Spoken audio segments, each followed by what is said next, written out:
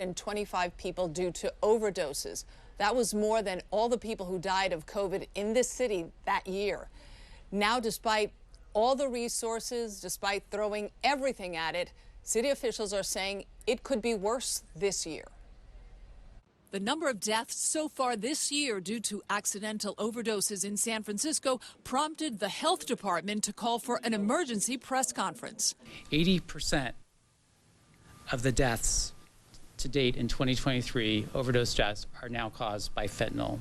So far this year, 473 people have died of accidental overdoses, 385 of them due to fentanyl. That number could surpass 800 deaths for the entire year. It pains me to share that this is the highest overdose deaths San Francisco has experienced.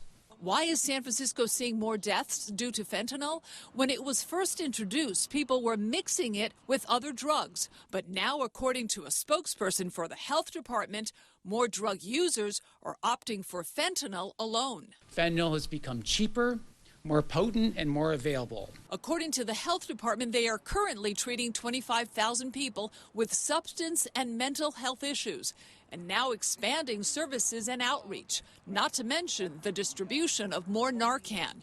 Brett Rubin is a counselor who for years was addicted to heroin. We don't give up on anyone. If people say, no thank you, go away, we don't want your help today, we say, how about a different day? But as a matter of practicality, many more could die while waiting to decide if they are ready for treatment. What kind of life is this? Exposed to the elements all the time, trying to get by to your next fix, your next piece of life? You have poop on the ground. Jim Rao is with Families Against Fentanyl. He had not been to San Francisco in several years, so we invited him to walk with us.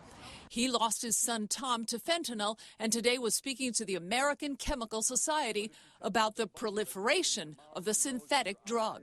This material can be dispersed in the air, food, or water in the most rudimentary ways, and this needs to be stopped before it brings down our country from the inside.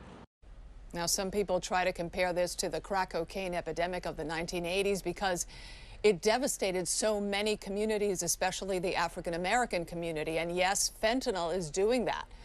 But there's a difference here.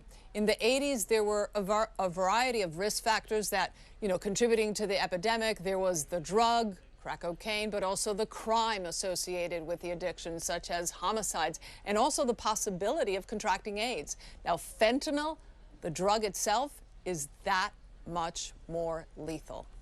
In the newsroom, Leanne Melendez, ABC 7 News. Leanne, thank you. If you or someone you know is struggling with drug addiction,